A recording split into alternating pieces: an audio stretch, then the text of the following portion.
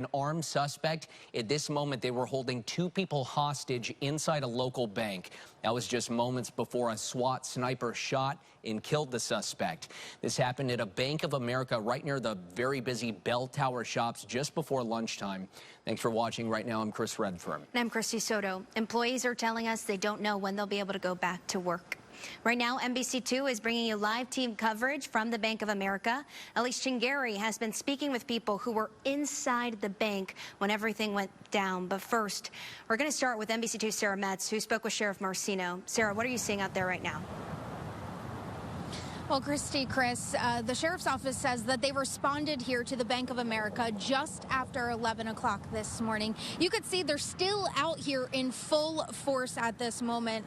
And the sheriff said when they first went into the bank, that's when those negotiations with the armed suspect immediately began. So like I said, you can see that they have crime scene tape still wrapped around the building and its parking lot. We also just saw a few deputies and also the FBI still talking to people who were inside the bank at the time.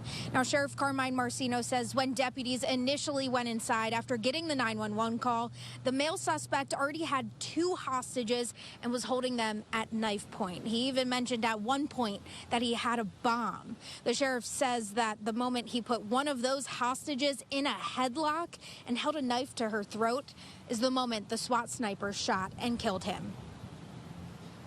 I'm proud to say that both hostages are safe. So their safety was paramount. Both came out safely. This is a very fresh scene. It's just happening. We were here minutes after this happened. All hands on deck. This is exactly what we will not tolerate. So as you could see, the sheriff's office did just block off the road again, and we can see a lot of movement going on. You could see that the forensics team is actually leaving the bank at this time. They've been going in and out all day long. Now, the sheriff says the SWAT team member who shot the suspect is on administrative leave at this time, which is normal protocol. And as for the suspect, we're still working to learn more about him and exactly who he is, along with his name. Now, Elise, I've heard that you've been talking to a lot of people who were inside the bank at the time that all of this broke out. I've been speaking with witnesses throughout the day, and I just want to explain to you, I mean, we were the first news crew that was here on scene. We were doing another story in downtown Fort Myers.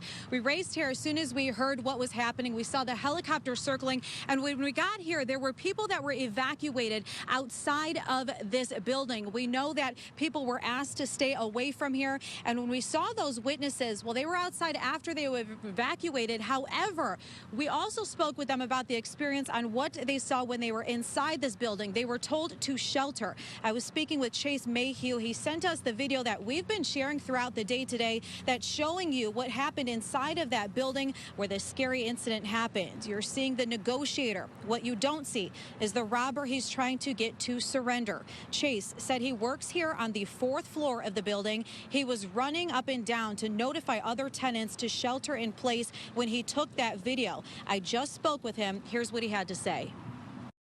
I was very calm just because I felt with the sheriff's department and how they came in with such a force, I felt really safe. And I think really everybody in the building, when you looked outside, there's no way that this guy could have moved an inch without being taken care of. So I think that really calmed everybody. And again, it was something that they were on it so fast. It was incredibly I mean, by the time like I heard on the 4th floor what was going on the 1st floor, there's already sirens. And I looked out the windows, cops were coming in.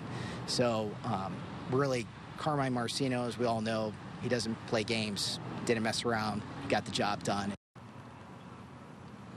And I know you also heard from Sheriff Carmine Marcino about more of this incident that took place. I want to show you this is still an active scene. You can still see that these investigators are here. Take a look at this yellow tape.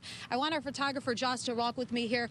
You see all of these cars that are here. So these are people who came to their so-called normal day of work this Tuesday morning. They parked here and then they spoke with us and they tell us that they cannot move their cars because it's taped in throughout all of this yellow tape. They actually told me that they were Ubering home from here today. And as for property management, they say that this building will remain closed for the rest of the day today and majority of tomorrow. And I still want you to tune into the rest of our shows because you're going to hear from more of those witnesses. And talking with them, I still think many of them were in shock on what exactly happened here today. So a very scary situation here after hearing from those witnesses. We are live here and local near the Bank of America over in Lee County. Elise Chingari, NBC2. Thank you, Elise, and thank you, Sarah. More breaking news out of Cape Coral. A man is in jail accused of stealing from a Walmart.